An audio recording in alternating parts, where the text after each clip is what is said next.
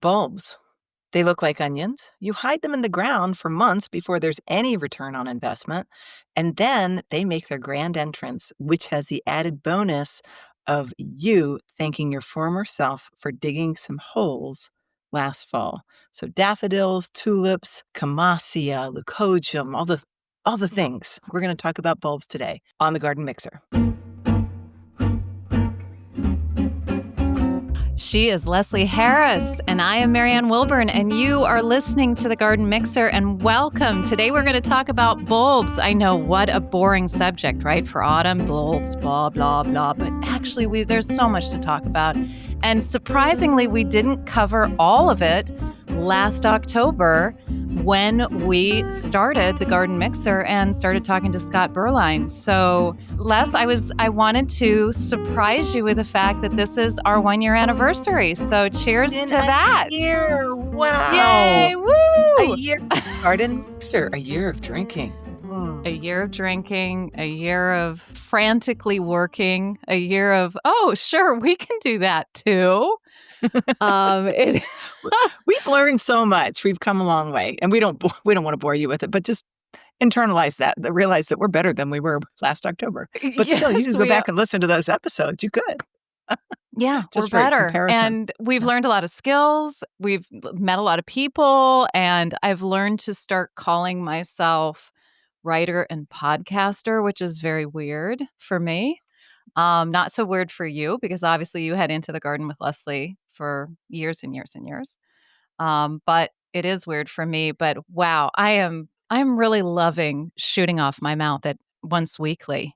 For those of you who are one more sippers, it's just bi-weekly for those of you who are on our free podcast, which you're listening to right now. And we're going to talk about bulbs and all the things around them, design tips, what you're growing, why you're choosing it, critter control tools, all the things. All the things. And don't forget, at the end of this podcast, we choose 2 more plants, which are not bulbs, because they're things that are looking good in your garden right now when this drops, sort of in the latter half of October. And it's called Damn, I Wish I'd Planted That. So hang on for that one. Cheers to our 1-year anniversary. And you are drinking a fine red, I see. I am. It's a Malbec, and I really like Malbec. It's Argentinian red. It's very fruity. There's a little bit of pepper in it. I mean, not literally, but you know what I mean. I think this one was aged in oak, so it's got a deep resonance to it. But this isn't a wine program, so we'll just go past that. And I have absolutely no expertise in that area. Besides, I like to drink red wine. I just have to make sure that I don't drink too much of it these days, because red wine isn't as nice to older women as it was to younger women. Is it, Les? Is it? Things change. It still tastes good.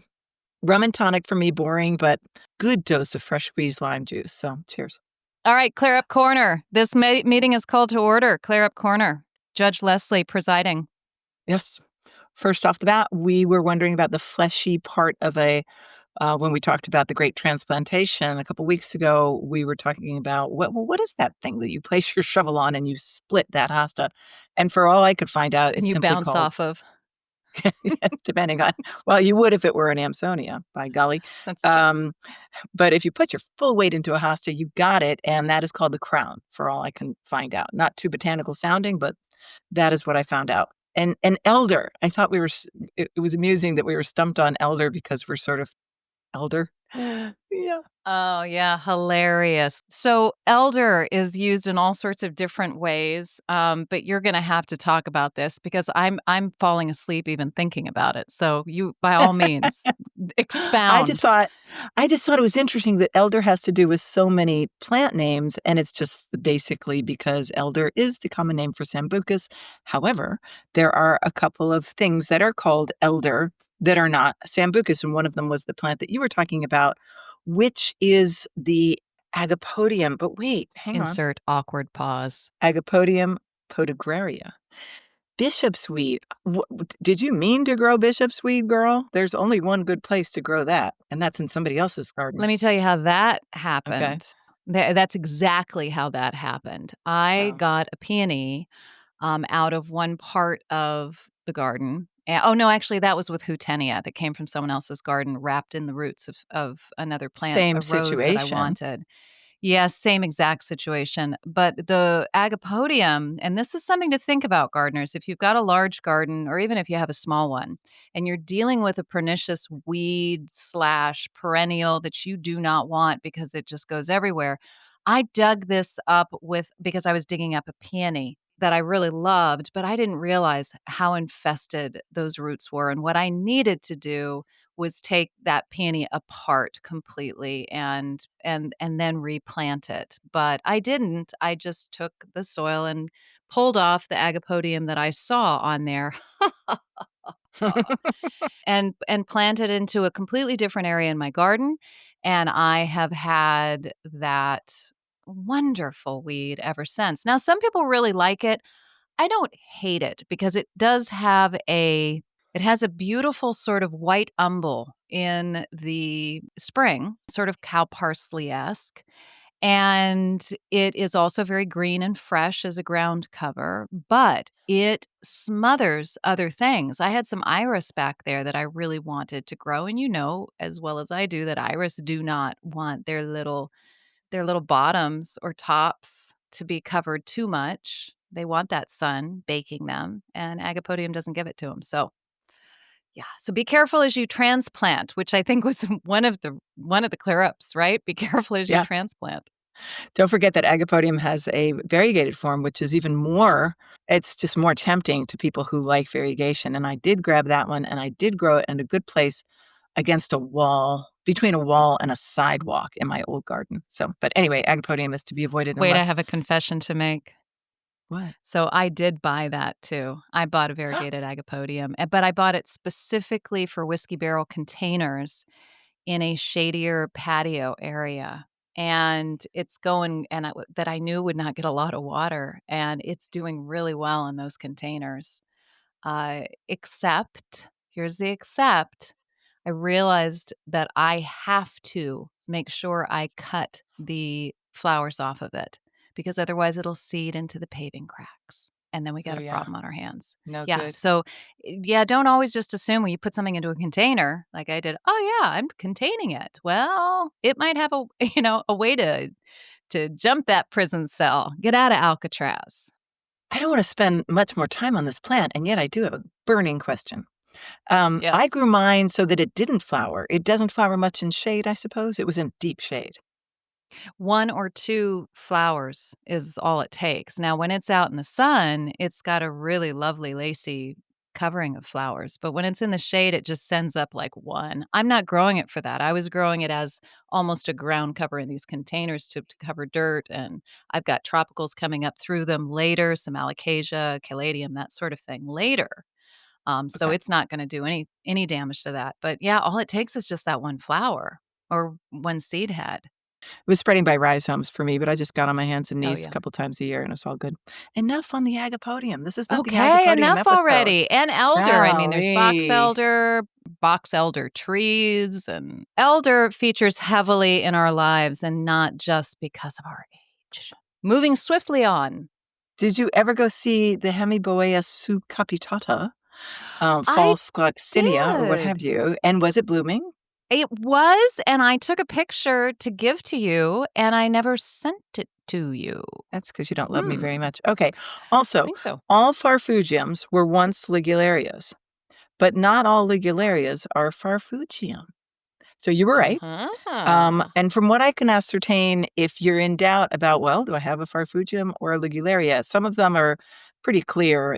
The ones that look like tractor seats, and that is a common name for that plant, those are almost always gonna be farfugiums. But as I look on Tony Evans' Plant Delight's website, it was like, "Oh, but he's calling that one both," even though it maybe used to be that other. So it's still it's not what I said, which is, "Oh, you can call it both and you'll be right." That is not correct, but it's it's a little fudgy on what's what. Well, I don't care what you're calling it, cause I ain't growing it. It's not hardy for me. Well, I would just beg to differ on that also, because Tony Oh, says please on tell his me what zone I'm website in. yeah, yeah, well, it says 7A and you're 7A 6B, correct? Is that correct? The witness will answer the question. Yes, I did. I'm 7A, 6B. It's true. I knew it. And so, therefore, you can grow this plant or many forms of it, especially since, as we all know, somewhere on that huge piece of property that you have, there's someplace more protected that would let you do it. So stop your whining. Moving on to Leslie, grandfathers. Yes? you obviously do not know Tony Avent very well. Oh, is he? Oh, is he just trying to sell plants? And his aspirational zone. Yes, he is a wonderful man and filled with information, and there's very few people I'd rather sit across the table from and have a conversation, but he does push those zones a little bit Okay. sometimes in the catalogs. So, Okay. I'm just okay, I'll tell you what. Here's what's gonna happen. You tell me, or better yet, our listeners, who we know are smarter than us, can tell me the hardiest ligularia out there, and I promise to buy one and grow it next year. But wait, but not Farfugium? Because you can grow Ligularia already, you said. Oh, You I'm have sorry. Did some. I say ligularia? I'm so Yeah, confused. yeah. Farfugium. Give me the one that you go, all right, this is dead, hardy, solid.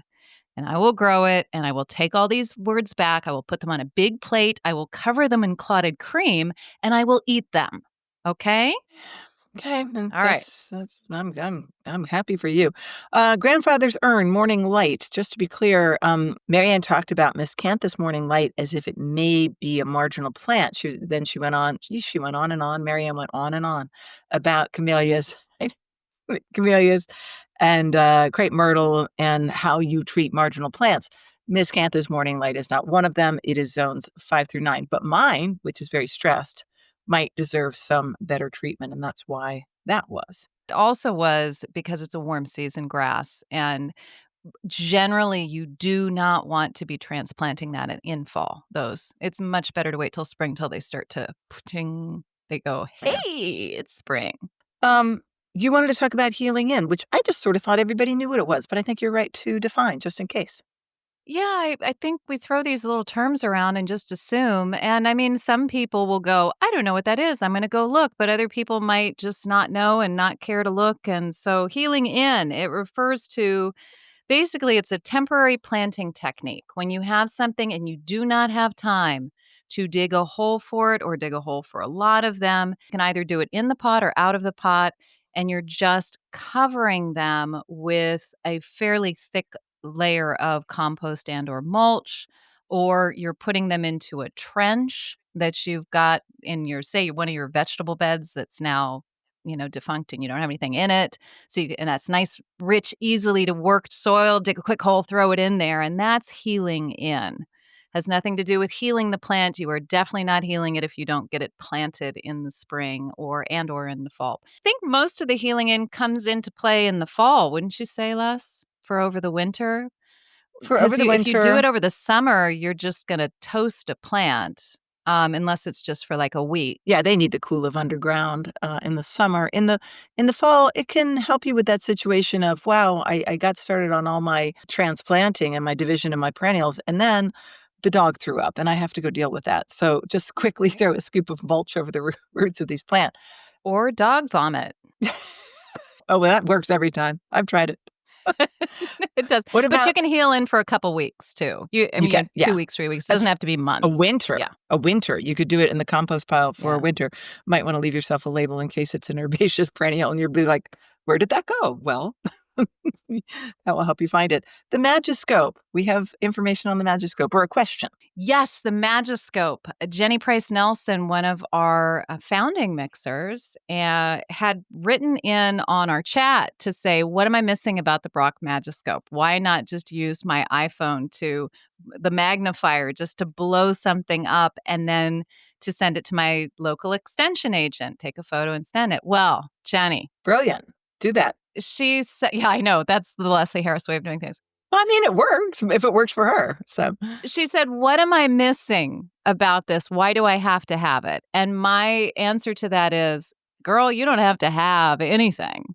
Nothing we say you have to do, and there's Uh-uh. nothing we have that you have to buy. This is just one of those very cool little things that makes my life just a little bit more fun and more informational. And when I first saw this, I was standing knee deep in a creek with my kids and an Audubon specialist who was there to talk about stonefly larvae and all sorts of stuff going on in the creek. And she was passing out a few of these to parents and kids. And I thought, oh, a microscope. Well, what's the point of that? Because I grew up with cheap, nasty microscopes that you could not see through because the light couldn't get into them.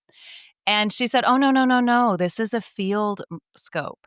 And so this little prism down here pulls any tiny bit of light. I could do it in this office right now. I do it in this office. And you can actually see what you're doing. And it magnifies to 20. And I think it's up to 20, which is a lot more than your iPhone. And here's the bonus. If I drop this in the river, I'm not going to need to use rice to try and bring it back from the dead like my iPhone or into somewhere wet in the garden. So there you go. That's the reasons that I use it. It is one of the most helpful things in recent years. It's helped me a lot to discover whether or not I have a nymphal-sized deer tick on me that I just dug out of my skin and went, "Is that a tick? I can't tell. My eyes are so bad now." So there you go. That's the reason you can have them. It is optional, but I wanted to let people know who are out there. I know you're out there, homeschooling moms, and very, very interested in sciencey people and want to know right now instead of, extension agent later. And it's better than a pair of brass knuckles too, so we got that going for us. That's Last thing it. to clear up is that don't forget that if you wanna become a paid supporter of the Garden Mixer podcast and listen to our other biweekly episode, which is called One More Sip of the Garden Mixer, please go to Substack and sign up to do that, and thank you for those who have. Yeah, we're going to be talking about things that frighten us in the garden, the frightening garden next time for Halloween. Have a special Halloween episode, 24-hour coverage of Scary, things that scary frighten us. garden. No, or 20 minutes. That's next week's episode.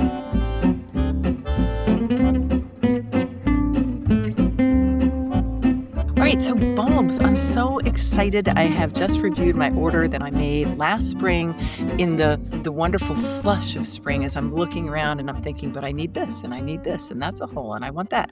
I made a big, huge order for my new tiny garden and I'm very excited to do a lot of digging soon. Do you know what you're getting? I get the feeling that you're like, your garden is what, 12 years old now?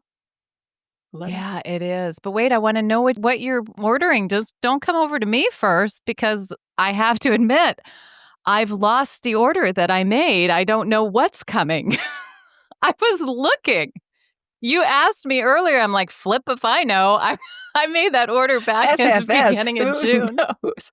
So I I can't wrote even notes sign to into my myself. account. I've forgotten my password, so I'm really screwed. Oh, It's no. going to be a surprise.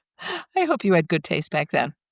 Well, so Color Blends is my go-to, and I got them all from Color Blends because I wanted a pretty big inventory because I was so happy with my front tulips last year, and that was my first little, "Oh, I think I wanna do, bulbs in this new garden." Well, I went a little crazy, so the easy and really fun one, except for digging the holes on a very steep hillside, is 400 ice follies for the upper bowling alley. I do love that Right? daffodil. That is, I mean, it's just a great daffodil. It's one you want in It'll bouquets. It's one you want on your hillside. It lightens anything. If you just got a whole bunch of Dutch master or a whole bunch of yellow, it just lightens the mood with a little bit of white and a little bit of Yeah. yellow. It's a great old daffodil. I am so excited about that, and I'm hopeful that good drainage, because it's a hillside, even though it's Virginia red clay, will help those to perennialize.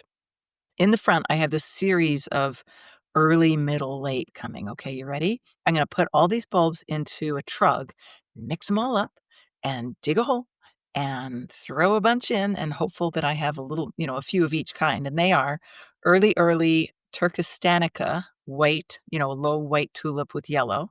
Okay. It is a The, fantastic tulip. Is it going oh, somewhere dry? I mean, it's the lower front, but I'm treating all of this like annuals. If it comes back, great, but I'm for me, for tulips, for that location, as far as I can tell, I think I'm just gonna say, I will treat the neighborhood to an annual display because it really is pretty, and I think I've got this good mix to go quite a long time. Tons of people walk in front of my house. But Miss Harris, Yes, yes, Miss Wilburn in the back. how about the Turkistanica on the hillside where it's yearning and aching for the hillside? The sandy, wonderful, free draining hillside above your house. They may come back. That's not what I put in my notes. That's not what I'm doing. However, Miss Wilburn. Oh, flexibility much? Yeah, I want this real Oh, you repertoire of wanna early show to late. off. Yes, I do. Yes, I do. You have nailed it. Okay, Well, so then but buy that's a some more great idea. Turkistanica and get them on the hill. Okay, do me a favor. Okay, Put 10 on the hill. Just see how they do. I So will. that if they come back really well next year, then you don't know, but Then you you will got a have good shown idea. off, and you will feel good about yourself. All will be well in your world. No, I'm trying to make your place. Help me to help you. Okay? Right, here's what's next. Ready? All right. Color blends, which is these are my people. They do blends, and so I chose one called Shocks and Struts, which is going to come after the early Turkistanica, and they are 5 different tulips that go from early to mid, and they are pink, red, and salmon. The Oh photographs were God, enticing. really? All right. Yeah, get over it. And then I actually wanna look this up while you're talking so I can possibly heap scorn. as Shocks they and struts? Okay, as they wait. start to fade away, TS. the 2 last will have their bow, their late curtain call, and they are Queen of the Night, that very, very dark one, and Mount Tacoma, the very white one. So we're ending formal, tuxedo, black and white, and that's how we end the show. I have just seen She's not struts and shocks, and I am horrified shocked. and shocked. Okay, fine. Moving on. I also have, I'm good with the white, whatever you're doing with the white. That sounds very elegant and very Charlottesville, baby. for the bowling alley, I purchased 100 tete-a-tete early, and they'll get out of my way because I like some things to, it's such a small space, and I don't want a lot of Mhm. foliage back there. And then 200 Elka, which is also early, Oh, also small. Do you know Elka? that's a white Yeah. one. And I think now I will have to be flexible and switch that to the bowling alley because we're replacing the almost falling down fence over the winter. And I'm just like, maybe I can plant them toward the front of those beds. We'll see. I'm a little hesitant to go crazy with daffodils in the bowling alley because the drainage is so poor. So I think that daffodils in the bowling alley will not perennialize, but they will on the hillside and they will in other places. Where your tulips will rot in there. You're not putting any tulips in the bowling alley, right? No, No, no, they okay, wouldn't yeah. do, and I think, bunnies would get them. And no. Yeah, and that whole thing, that old chestnut. Mhm. Okay. Well, so So far I have approved 75% of your plan. So that's really good because, I am judgy spice. thanks, I can't wait to show you photographs of shocks and struts. I'm gonna send you many photographs of those. Well, I wish that I could have logged in to my Brent and Becky's account because Brent and Becky's, they're my people. And I love them. And but I obviously don't love them enough to remember my password. So I can't get in to find out. And I couldn't find my receipt. So I'll be giving them a call tomorrow just to double check because I'm pretty sure that I ordered a whole lot of summer drummer allium because I really Ooh, wanted my daughter grows to. that. That is so cool. It is a fantastic allium, and I wanted it to give me a few punches along the serpentine bed, Mhm. and so I think I feel like I ordered about 25 of those. It's all starting to flood back. There were definitely Okay. some summer drummers in there, and that's a terrific allium, and The uh, latest and eh the tallest of all the alliums, except for the perennial. the latest, yeah, and very tall. And it has also held up because a lot of allium in my garden don't tend to hang around. They tend to dissipate over time. A lot of the purples. One that is the exception to that was Allium stipitatum, which is or stipitatum. Sorry. Uh, Don't be sorry. You can say it how you want. the cultivar originally was Mount Everest, and it still is really because it's just dividing itself lots and lots of offsets that I've put in other places, and it comes back very reliably every year. elsewhere Estipitatum white giant, which I love. If you want to do yourself a very cool favor, get yourself some white giant just in one little place, maybe by that crepe myrtle or something. It's Yeah. just so gorgeous. Now that has dissipated over time for me. It's just sort of, slowly gone away. So I don't know if this is a species specific thing or if it's a cultivar specific thing or what. But that's why we go year to year and we get older and we try new things and we see, right? We see. Yeah. Timing on planting. When, you don't even know when or what you're getting, so you probably don't know when you're planting. But I was just gonna tell people that you could plant for maybe longer than you think. And I think waiting is a wonderful thing because I like to wait until the first frost, and for me in Charlottesville, that could be after Thanksgiving. It just depends on the luck of the draw. And of course, some things are like, "Oh, that night I decided that that was a real frost," and yet back here by the house, I didn't really think that was a real frost, so I still look fine. So just wait for it, and, you can plant late. My son asked me, because he wasn't really good at cleaning out his garage for the last year. This is the one with 4 small children. Life gets fast for them. He's like, "Look at that, mom. I still have a crate of these daffs. What do you think?" And I picked up a couple, and they were neither dusty dry nor mushy. And I'm like, "I think you're a big, strong lad. You can dig holes quickly. I think give it a go." They seem to feel fine. Is that what you would have said? Yes, he should. Those bulbs are terrific. If they feel good, you can tell when you grab a bulb, you can tell if it gives to your fingers, it's don't even bother doing a hole Yeah. for it. But if it's a strong bulb, if it's something I got it, if it's something you would cut up and add to your spaghetti, if it was garlic, okay? Then it's the right Then texture. plant it. Yeah. Okay. Do not put the daffodil in your spaghetti. But Mm-mm. I'm talking Toxic. about the texture, that is what you want to be planting. If it has like a little bit of a bruise on it and it's feeling a little soft, then you don't want it in the ground and you don't want to take the time to put it in the ground. Unless it's literally the last bulb of a very rare galanthus that you're never going to get again. And then you would Then put it in just you have pray and put it Marianne's in the ground. permission. So this was an entire crate that he just missed, and Forgot. it arrived in the mail last year, and fingers crossed that he gets a good return on it. But I have tried to do that dig up bulbs and save them myself type thing, and you do that every year? I do, but I want to do it more regularly. So I'm saying I'm going to dig those and dig those and dig those, Why? Why and do then you dig save them? them. Put it because they're not in the right place or they've gotten too big. Like one of my fastest expanding clumps of daffodils, and many many clumps of it is Talia, the beautiful beautiful white, and tete-a-tete. They really really reproduce themselves very quickly. And after a while, you don't want that many daffodils in that one clump, and you may want to put a perennial nearby. And so when you're digging, you pull out a few and I let them dry in the potting shed, or if it's not too hot in the greenhouse, like meaning hot, hot in the greenhouse, I'll put them in the greenhouse, let them dry and let them get rid of their tops. And then I'll put them in a net bag. Keep those net bags that the bulbs come in, they are so handy. And then those will hang in a shady but dark area, or shady but dark, as opposed to shady but sunny.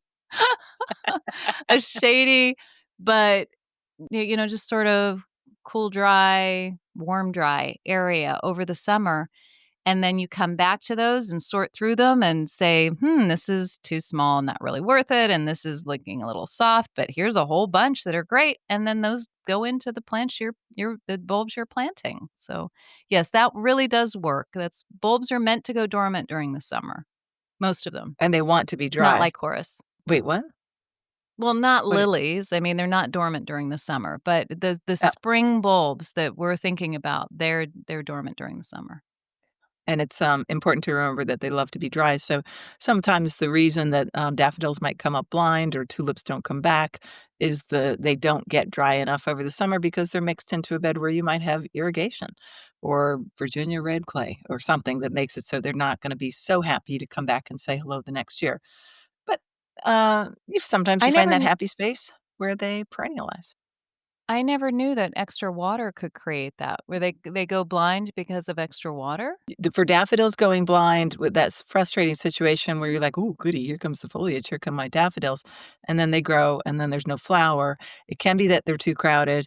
It can be that they are too wet, that they didn't have that chance to dry out. Um, Fertilized? yeah, they could use some fertilization. Yeah, if you did not let that foliage ripen, if they didn't get their fair share of chlorophyll and, didn't give them a chance to photosynthesize, all kinds of reasons like that. And then, of course, some are better than others. I never count on tulips to come back and be perennial. And yet, sometimes you get a good surprise. So you never know. Um, if you get your order and then all of a sudden you're like, "Oh, but wait, it is Thanksgiving and I have to, entertain 13 people for dinner." Don't worry about it. You can plant up to gosh, you can plant up to January, February. If you keep your bulbs in a cool, dark spot in the garage, you could plant, I for those of our listeners up way north, when you're covered with snow, you should get them into the ground because that's no fun digging a frozen ground. But you could plant in January and February as long as they have those 6 weeks of cool before you expect any return on your investment, both in time, effort, and money. Yes, That's three and things money. anyway. Here is something that Brent Heath told me many years ago, and that has seemed to be true as I've implemented this practice, and that is you want to get them in the ground so that they can start to get their roots down a little bit because it changes the bulb starts to change when it starts to root, and it makes it so that the bulb, if you think of like the blood moving through the bulb, it turns to antifreeze. And so if you just put a bulb in the soil and over the next week the ground hardens and freezes, you will just freeze that little puppy and it'll turn to mush. But if it has had a chance to start the process of rooting, even if it's just little buds, but it's starting that process of rooting, there's been a metabolic change in the bulb and it's got antifreeze in its bloodstream and it's going to be able to get through that period, whereas the other is just sort of fodder. And that's certainly happened to me. I've planted, man, I planted way too many bulbs just before, not just a hard freeze, because that doesn't just necessarily take out the soil layer, but an extended freeze that, winter is here. And those bulbs just did almost nothing. So did they come up at all and not flower, or they Like didn't come up? I lost 3/4 of them or more, Oh, okay. Wow, that's and good it to was a know. lot of them. It's not like I had a sample size of 25. I don't even wanna say this. I had a sample size of 400. Yeah, that It's a was lot bad. That digging. hurt. Yeah. That Oh, yeah, hurt, yeah. man. So Uh, I've tended to go with that, meaning that I push it as late as I can if I'm running out of time, up to the point of like winter is really here. I need them to put down some roots. And if I'm doing containers or if I've run out of time, a cool way of doing it is putting them into containers in your garage. Like say you have uh-huh. containers you want to put outside and you've waited too long and they're just going to become little popsicles now. So you plant those into containers in your garage, or your basement or your spare room or your kids' room. I mean, nothing's off the table here. And you let them root in that space for a couple weeks, 2 or 3 weeks. And then you can gradually get them outside and put mulch over the top of them in the container. So they have rooted and they are now good to go. Okay. So they've been slightly warm, then they've rooted, and now they've got their antifreeze, and now it's okay for them to go outside? That's what she's saying? Let them get their antifreeze. Okay. Yeah, and then you can get them outside, especially in a container situation. Sure, some of our listeners can weigh in on that a little bit going north. What are your strategies? We'd love to hear comments at thegardenmixer.com. Tools to plant, strategies to plant. So let me just pull out that card. I was a professional horticulturist who had 50 clients. We had to plant a lot of bulbs very, very quickly. And I invested in an auger situation, but none of my gardeners liked it. It could be effectual for that sort of hotel style planting where we wanted one tulip every 3 to 4 inches or 5 or 6 per square foot. So somebody's on their hands and knees and somebody else has the auger. So it's the auger comes, but the person on their hands and knees still needs a saw knife or trowel to just get that dirt out of the way, and then they put it in, and then they put the pepper on. We were almost always dealing with critters, which we'll Wait, talk wait, about in a wait. little while. Pepper? Do tell, do Yeah. tell, do tell. Oh, for squirrels so they won't dig them. Pepper. How much pepper? And how are you Oh, getting I so would much pepper? 30 pounds of cayenne pepper every year we bought. Yeah. Now, okay, wait, did it work? Yes, it did work. It did work. How much per bulb? So the system was there. If it were just the one bulb, then that person puts in the bulb and, they have on gloves and Lord, don't accidentally like wipe your eyes. Oh, it's just so painful. And then a sprinkle of cayenne, and then you do that section, and then you sprinkle cayenne over that section. So now all the dirt is smoothed, all the perennials are back in place, and you put more cayenne on top. And yes, it worked. It really works. This isn't an old wives' tale. I mean, I've read that in magazines and things and thought, I don't know. Does it dissipate in the soil? And yeah, I mean that Maybe. was the other thing is that if as you're doing this and the cayenne is going everywhere and you're, oh great, it's in my lungs. This is going to Yeah. be a fun 2 weeks. Yeah. No, it's Um, true. When COVID came, those masks were quite handy. right. I think I'll do a little experiment this year. Really did not believe that that works. I'm going to do an experiment. I'm going to put some tulips because I know I've got tulips coming. I always do. And I'm going to put them somewhere where they will be dug and or eaten by voles Okay. because the hard experiences told me that. And I'm going to put like a little sprinkle. Is that like a Uh-huh. chef's pinch I'd say of a cayenne little, on it? heftier than that, a little heftier than a chef's pinch. Yeah, put it on there. And then I'm gonna stick it in the dirt above it. Uh-huh. Although the voles wouldn't care if it's above it or not. They're going No, so you're underneath it, guarding so against, squirrels who might be you know, when you plant tulip bulbs and the onion sort of situation, the brown wrapper can come off of those. We were always also very careful not to leave those lying around because that's sort of a signal like, dig here, squirrels.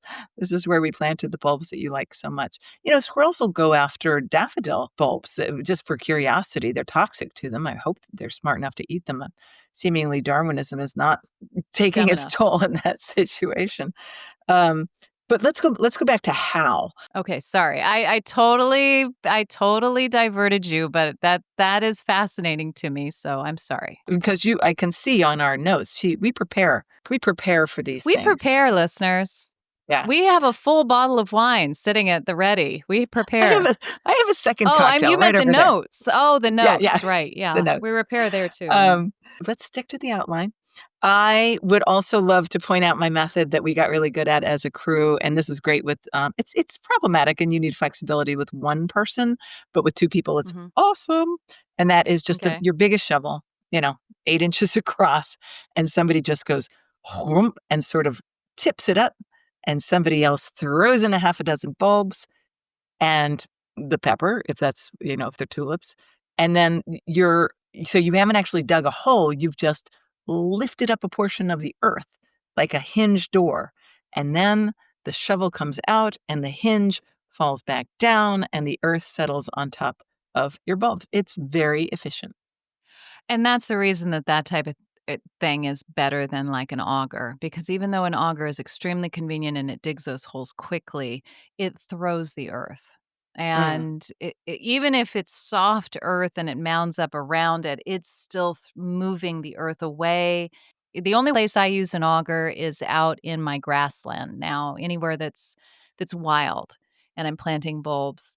And watching me scramble to find earth to throw back into those Yeah, holes yeah, is you can never hilarious. find enough. Yeah. No, I'm shoving the leaves, a little bit of stone, whatever's there, whatever I can pull up because the dirt is gone. It's finished. And sometimes if I'm smart, I'll grab a bucket and I'll have a bucket of compost with me. But Yeah. that works until I don't know, till the bucket's out and I don't wanna go back to the pile, and so that makes a lot of sense to do the shovel thing. Yeah, I get and it that. also makes for more. We'll talk about design in a few minutes, but It's rare, although it happens, where you want one bulb per hole. Clients did want that hotel-y sort of look of the spread, and it can be beautiful, it really can, but it is formal, and a more naturalistic planting is with a big shovel sort of situation, like a half a dozen here and 3 over there and, 5 over there, and making it look more like what might have happened in nature if you could conjure up what nature might have planned. I witnessed the use of a very wonderful tool that I think I might splurge on. I might ask Michael if I could have an early birthday present for this thing. It is a Sneebor Great Dixter bulb planting bulb planter. It's a Sneebor bulb planter, and it's made by the Dutch company, which is a beautiful company for tools, specifically to their recommendations. And I watched this thing being used both by Fergus Garrett and a couple others, where you are digging it, you push it in, you jump on it, and then you pull it out at an angle, and it pops out this lovely hole, and then you push it into another hole, you do the same thing, and it pushes the old one out. And sometimes it'll throw these little plugs. It's basically throwing a plug out. So if you've got someone behind you, which I will not, but it'll be me later, I can just be throwing a bulb into that hole and then grabbing the plug and putting it down into that hole. And it looks like bulbs have never been planted, much less like leaves and dirt and stuff put on there. So I may do that. I will definitely put that into the show notes, but I'm going to put it into the show notes after I have ordered one to make sure that I can get my hands on one. So sorry if you're out of luck. It really was a very cool tool because they're planting crocus in lawns. And I know a lot of you, me included, have squirrel issues with crocus. But then again, we can use Leslie's method of seeing if that works a little bit to keep them off of those crocus. Because once those crocus are established, it's harder for the squirrels to go after it. The squirrels are very much drawn by the fact that there's fresh earth that has Mhm. been dug, and evidently they're scanning for these for the little tunics of of bulbs. Whether that's true or not, it could be. I mean, we did everything we could because we're trying to make a good display for our clients. Can Yeah. I just tell you that the Sneeboard thing has gotta be, closely related to whatever all golf courses use to I don't know if you're tracking this, but if you can picture a green, which is your goal on a golf hole, you wanna get the little ball into the little hole, and that's where the grass becomes very smooth. It's called the green, okay? So, you get the ball there and you're putting now. Wait. Sorry, I need to do the Leslie Harris. Is she done yet? Look. Okay, here we go. Those holes on those greens change every couple of days. On some courses, they change every day. And so Wait, what changes picture every day? the hole where it is. Why? Because, well, first of all, you'd wear out the green if from everybody standing and looking at the same spot. You get closer and closer to it, you stand around it. But mostly because the green is undulating and it makes it so that the shot is more interesting. If it's the same spot every day you're playing, They're it's very boring. changing the hole on the putting green every Yes. few Every day days? or every few days. Yes, depending on the type of course it is. But then there's all of these holes in the putting green. That makes no sense. Not if This you was have not something in Caddyshack. I don't understand. Not if you have something like the Sneebor, because what they do, and it's fascinating to see. I will show you a video. We'll put it on the YouTube. In the show They take notes? this Okay. machine, Oh, YouTube. and in this, we'll link it to the show notes. Okay. They take this machine and they stand on it and they dig a new hole. They take the sod from that hole because these things are about a hole is 4 inches across and probably about 6 or 7 inches deep.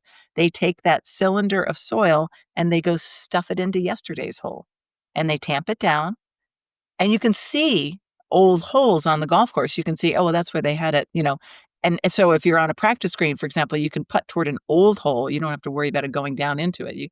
"Oh, I made it over that old hole."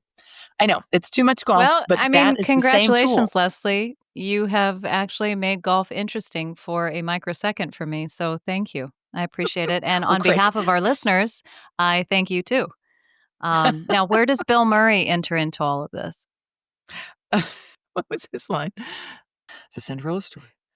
On the 8th hole, Listeners, go he's watch lining up his Caddyshack. putt. Please do It's yourself actually kind of a a raunchy favor and movie. enjoy a Saturday night with Caddyshack and a bottle of wine. And a bottle of wine. Alright, your lovely trowel that you love, I use a Hori Hori for sure. Just keep in mind, in case they're, more beginner listeners, the good news is that you, can make your hole smaller depending on the type of bulb that you are planting, and so it's basically about 3 times the size of the bulb. So, if you don't love to dig deep holes, don't buy many alliums and get yourself a bunch of crocus and, glory of the snow and, snowdrops because those holes can be tiny. It's really fun and quick. Don't be planting snowdrops right now, though, listeners. Don't.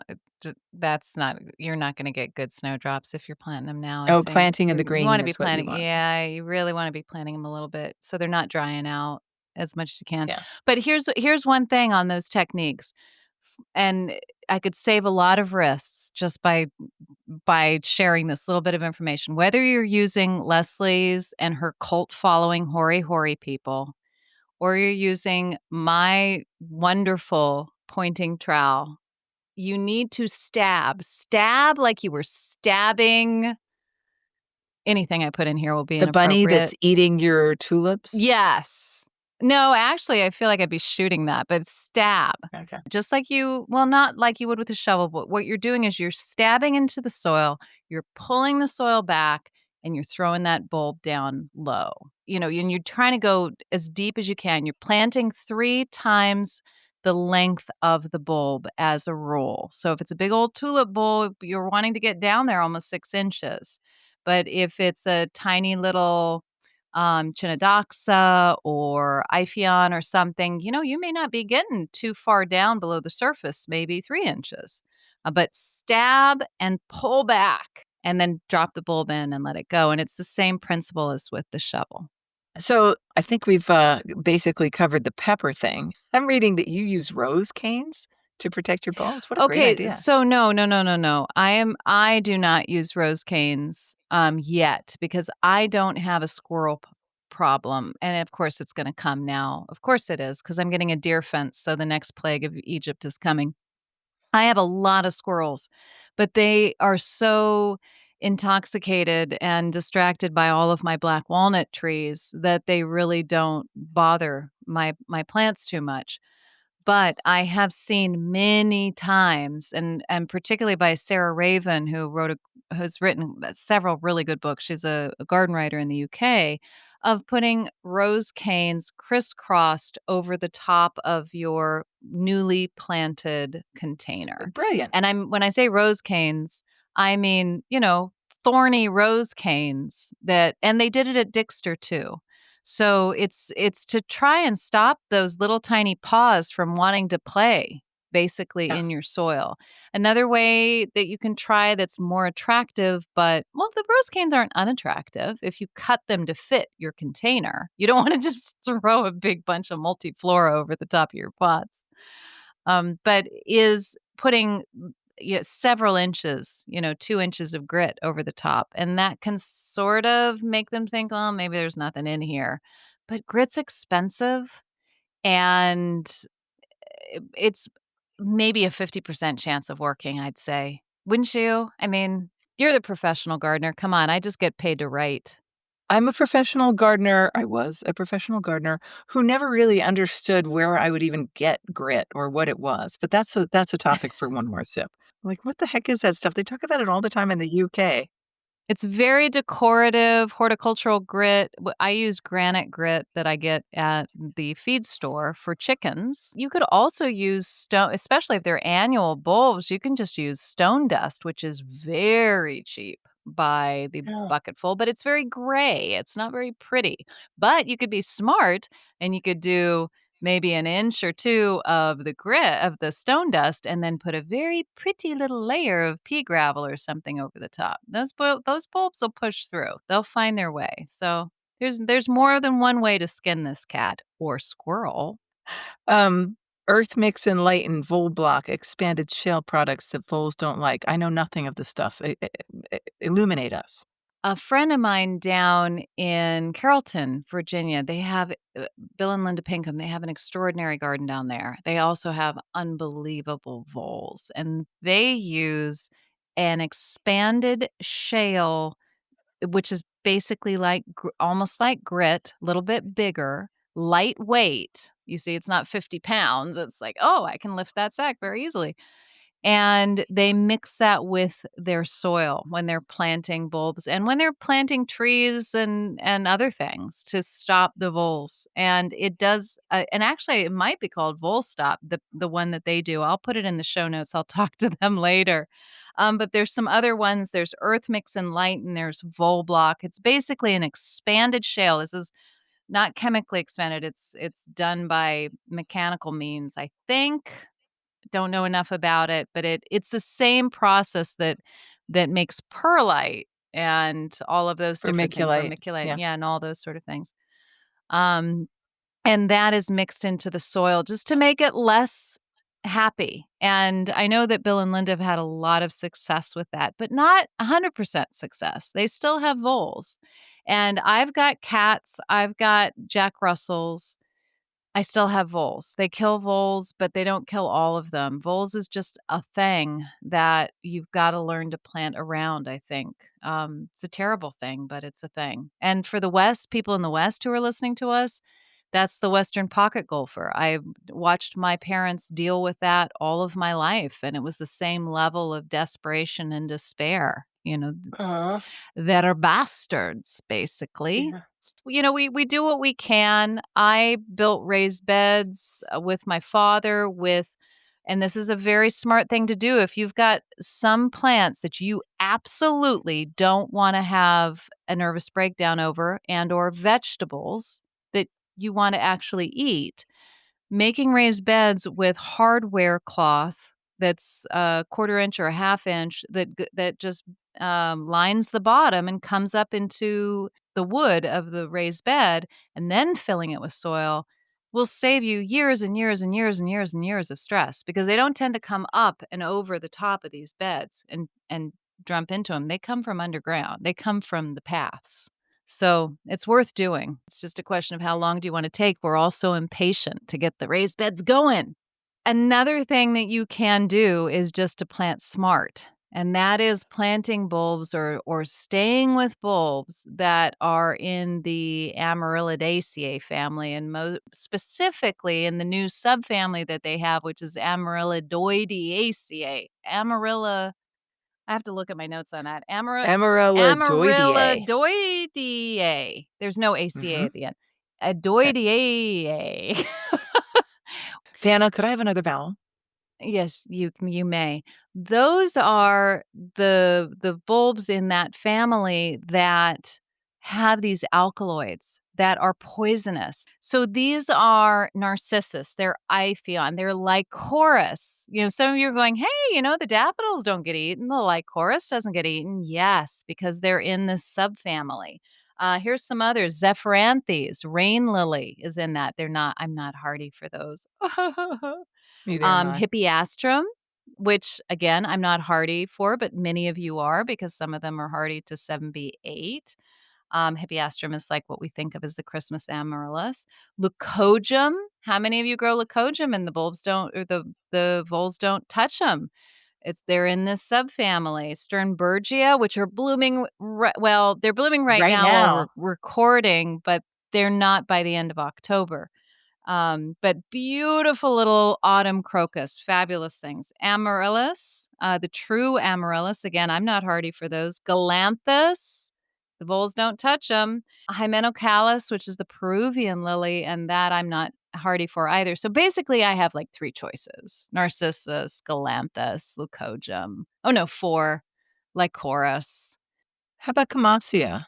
No, Camassia is not in that family. Camassia is sort of like a 50-50 with deer. Some of them, I think about the deer too. Mhm. The deer tend to love those. So you're always thinking both ways. No, they're not in that family. They're very, very edible for us as well. We can eat the bulbs of Camassia as well. Oh, Many of them, the I had Quamish, no right? idea. Yeah. So anyway, that's just a thing to think about. It's don't beat them, join them. In some ways, just okay. You guys eat everything else, so here's some stuff that you can't eat, and if you do, I hope you die. Moving swiftly on. Just a few design points. We're not gonna design your garden, and we've talked enough about bulbs, I think, but think like a bulb and the one at a time. When I bought my first dozen tulips and I planted them a foot apart in a line, that is not a good look, and so try to avoid something like that.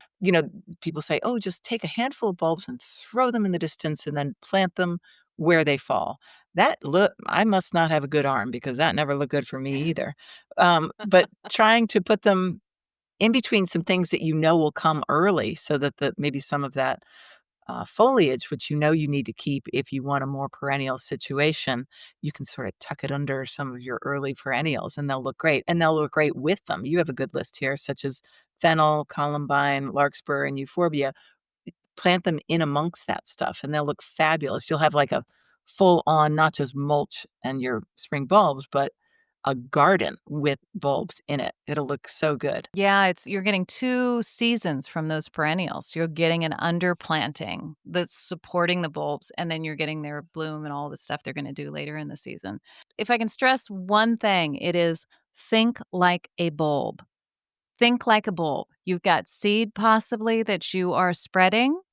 Where is it going to go? And that does not mean, like, little birdies are gonna take it away and move it somewhere far away. It's pretty much gonna be sprinkled around where it is, but if it's on a hillside, maybe the water is gonna take it down to somewhere. Maybe a little rivulet is gonna take it to somewhere, and it's gonna lodge against a rock, or maybe it'll lodge against a perennial crown or that type of thing. Think about how the bulb would reproduce itself. The offsets, how is it offsetting into a bigger clump? So you might want to do, say, 3 or 4 in one space and then 1 or 2 nearby, very nearby. Give it that naturalistic look as you're working through your garden.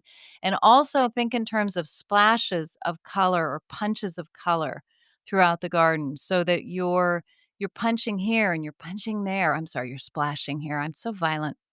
You're splashing a little here, you're splashing a little there, but it balances that look overall. So just think like a bulb when you put these bulbs in. And I know that's hard to do when you're working with like Darwinian hybrid tulips. They're like, Yeah. you know what? I never asked to be born. So what do I do? I don't even know what I do. What is my purpose? Who am You're I? just there to look pretty for a minute, and Look then pretty that's for it. a minute. So that's a Yeah. different thing. That's a bedding thing. But if you're moving them outside of that into your perennial beds, then think along those terms of splashes of color. But if you're working with more species type tulips or smaller narcissus, that type of thing, think like a bulb. That is all.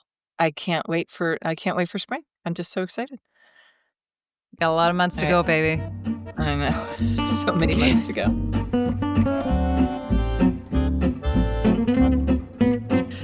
We have some listener comments and questions. Tilth and Trowel on Instagram asked, "Hey, maybe I missed it, but what are football moms?" Because Marianne talked about that in a reel she put on. And I think we did talk about it on the podcast. It's a derogatory term that I have for moms. The kind that are clipped to look round, and footballs are ovals. They're what are they? They're ellipses. They're You're elliptical. I'm being elliptical. Moving on. They that are what? That's what I didn't understand about the football is not an American football, it's a European football. Leslie is so classy, I am and so she British. is I am not at all. so No, it's just European. it's clipped like a ball, which can actually look really good in an urn. I don't love that look in a lawn or with bales of hay or Pumpkins pumpkins, and then you have that, scarecrow type of and thing, or scarecrow saying "Blessed Harvest." but that is Yeah. not that's not my jam. I don't think that's Marianne's jam. It could be your jam. We are not judging. Well, yes, we are, but we are, but you know what? Everybody judges everybody else's because it's not theirs. Everybody loves their own flavor, right? Everybody loves their own thing, and it's not everybody's jam. So if that's your jam and you love it, more power to you. But here's the thing. If it's your jam right now and you don't love it, you just think this is what I'm supposed to do. It's fall, it's Oh, autumn, it's yeah. football moms. Careful. Then we're here to tell you there is another way. Back to football moms, Marianne explained to Tilt and Trowel, to Heather Tuckman what that was, and, yeah, they're just those round mums, which can look very good. They're kind of ubiquitous this time of year. If you go to buy them, don't forget that if you plant them in shade, they have all the energy that they need. I always shop for, if I'm going to get one, the ones that are not in bloom, they are in bud, and I put them in shade, and they last for a month. Whereas if you buy ones that are already flowering and you put them in a hot baking sun, that'll be 3 or 4 days, thank you very much. Yeah, if you were just tuning in, go back and listen to that tip because it's big. You cannot put those mums into your shady garden and expect them to do that kind of magic next year. Oh, no, not next year. But you can take all advantage of those poor nursery people trying to make 2 pennies from their mums. Bless their hearts in a real way, not in a Southern way, in a real way, bless their hearts. And you can get all of that blossom in the shade. That is the best Yeah. reason to buy mums. Yeah, Yeah, because you ain't getting that it's cool. if you Yeah. don't have the sun, yeah. We have some new paid mixers. We do. I wanted to say a huge thanks to Elaine Moore Edelson, who just upgraded her subscription. And this is one of the things that all of you wonderful people out there can do. You can hit upgrade subscription on your Substack subscription. You might be listening to us on Spotify or on Apple Podcasts, but we have all the show notes, all those wonderful links, the random stuff, the Dana Carvey chopping broccoli, and probably Bill Murray doing Caddyshack and all of this stuff on and some information too. I mean, some real stuff. The Sneebor bulb planter. It's all on Substack, and our audience there is growing, and our paid mixer is growing too. You have the chat there, and you have Substack lives, and you have the opportunity to have an episode every single week, which is really fun, just to catch up every single week. So you can hit upgrade, and for less than, I think it's like less than $5 a month, you can be a paid mixer too. And we are very, very grateful to you for doing that. Thank you for doing that. Don't forget to, if you wanna look at the pictures of the plants that we're talking about, we are on YouTube with the full video version of this podcast. And while you're there, hit subscribe.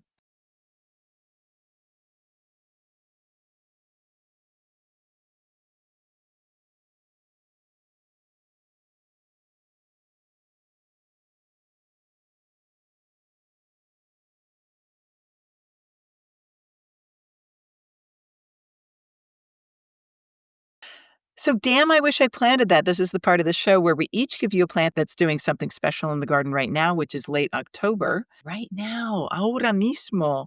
Flower, foliage, texture, whatever. You can possibly note it down to put it on your master list for what you want to plant. Or you can say, yeah, that's good for you guys. I don't want to do that. Okay. What's yours? You've got one that I have in my garden that I just found because it was stuck under a huge plant, and I'm like, "Oh, that's that plant." And I just found it, and it's What? tiny, and I'm gonna try to encourage it. Yeah, it's like 1 by 1 foot because it was completely stymied by something huge. It's on the back hillside. Talk. Oh, it's on the back hillside. Perfect. I was going to say, tell me this isn't like right in the front of your garden because it's No. going to eat everything. So, this plant is Sunshine ligustrum. It is a privet, it is a golden privet. And for those of you who just went, oh, privet. And then when I say ligustrum sinense, for those of you who are paying attention past lessons, that means China, who also quivered. This is a sterile version of ligustrum. And unlike a lot of things that are sold these days, it is actually sterile. I have never seen it flower ever. And the man who I've been growing it for 10 years and I let it go, I let it do its thing and then I'd prune it back and what have you. The man who bred it or found it on his property and watched it for like a couple decades, I think, before he finally introduced it. Pat McCracken, who is a nurseryman, he has never seen it flower. So it is a wonderful, small leaved, very golden privet. It makes a wonderful accent wherever you use it in the garden. But here's the caveat, it is not a tiny little 3 by 5. And even Mine if you is. see it advertised, oh, yeah, it is right now, baby. Yeah. Even if you see it advertised like that, because when this first was introduced, it was sort of advertised as being small. It's not. It will get very big, but the great thing about this is you can hard prune it into that old wood and it will come again. So it is great. It's very dense, and so it's great for screens. It's great for just having an accent that's in a sunny corner, in a part shade corner. It's just not good for topiary. Don't use it for topiary because you will be having to shape that topiary every 5 seconds because it Oh, grows very, too very fast. fast. I mean, the reason I'm picking this one for autumn and not for summer, spring, or winter, because for me, it's pretty much evergreen, is because it is fall and this bad boy is yellow and it's just setting off all of these beautiful oranges and reds and yellows that are going on in the garden, and that's why I think for fall it's just beautiful. But in the winter, it's that those yellow leaves are going to turn a little bit red, just a little bit. Not, and some of them are I'm going to lose some of them, but it's all coming back in the spring. It's a fabulous plant. I think it's what is it? 6 to 10, zone 6 to 10. And in 6 it's probably going to be defoliated to a more extent than it is with me in 6B, 7A. But great plant. I'm glad you've got it. It'll be fun to Yeah. see you have it, it's in the right place. It's on that back It's 40 on that back back there on the hillside. hillside. Yeah, Yeah. and then I'll just edit around it to see what I can, because I think I want that splash of color there, and I'll see what I can do to encourage it. This is one of those plants. The hype is real. The hype is real. So, Mhm. um, I was going to do a plant that I changed my mind and then came back to. The reason that I changed my mind away from it is because it was one of my favorite plants in my old big garden. I grew it in 2 spots, one extremely successfully. It didn't have to reach as much for the sun. I never had to stake it, out by the street, out by the front wall.